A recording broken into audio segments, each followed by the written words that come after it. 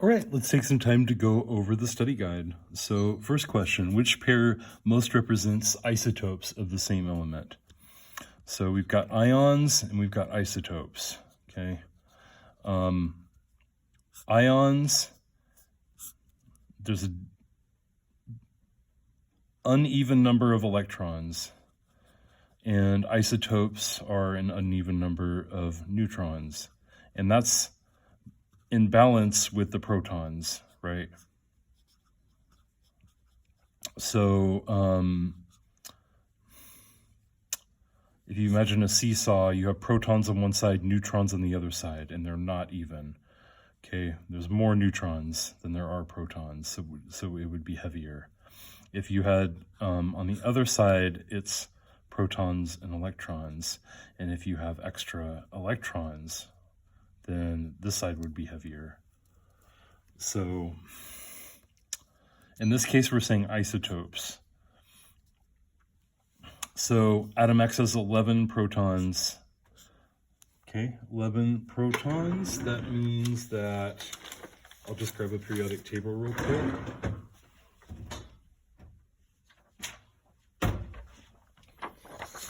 That means it has to be sodium, right? Because the atomic number always tells us the number of protons.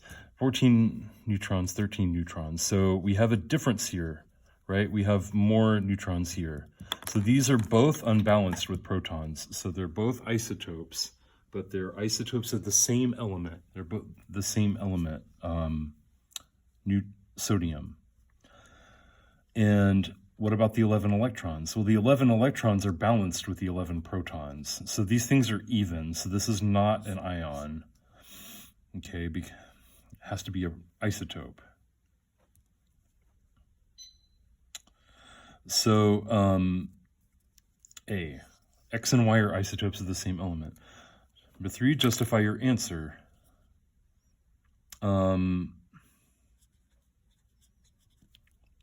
Both have 11 protons.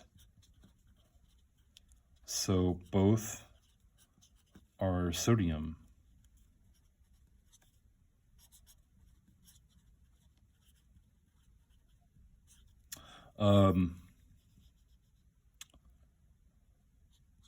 Both have uneven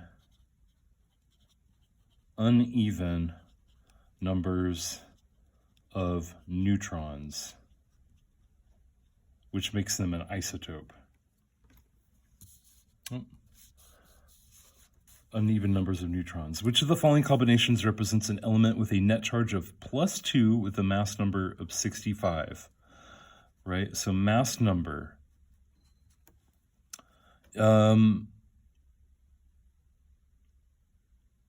Let's just take something that might have a mass number of 65. Let's say 25 protons. 25 protons would be element number 25, manganese. So let's take manganese. Manganese has 25 protons, so its atomic number would be here. But its mass number would be all of the protons and neutrons. So that's everything. So 65. In this case, it's 65. Okay, that's the mass number. Okay, which is the number of protons plus the neutrons. Okay, it's everything that gives an atom mass, right? So everything in the nucleus. So it's in the nucleus. Protons are in the nucleus, neutrons are in the nucleus, the electrons are on the outside. So these are what give the atom mass. So it's everything that's in the middle. So 65, and then the charge. The charge is +2, okay? So that means that we're missing some electrons, okay? So the charge would go up here. It would be +2. So that means if it's manganese, manganese has 25 protons. But it means, so it should have 25 electrons too to be balanced. 25 and 25. But in this case, it's missing 2 electrons, okay? So 2 less electrons, okay? So it only has 23. So what best represents, the best option would be the third option, 40 neutrons, 25 protons, 23 electrons. And this is your explanation as to why. All right, let's go to the next page. Use the following answer choices to answer each question. This element is a metalloid.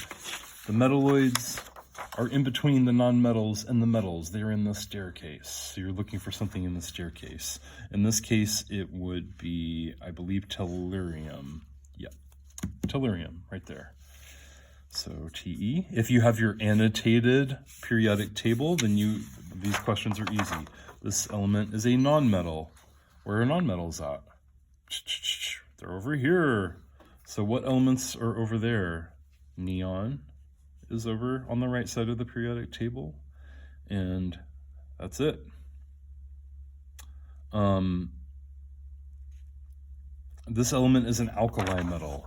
Okay, you have alkali metals and then alkaline earth metals. So alkali metals, that's going to be rubidium.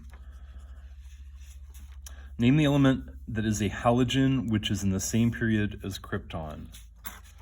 Let's take a look. Here's krypton.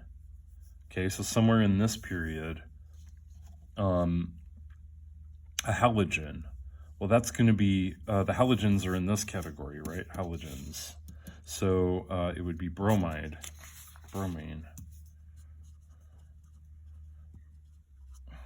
Name the element that is in group 18, period 3.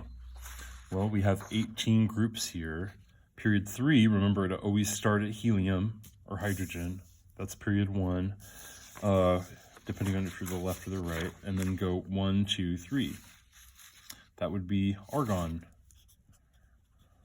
Name the element that's found in the 4th period and in the same family as potassium.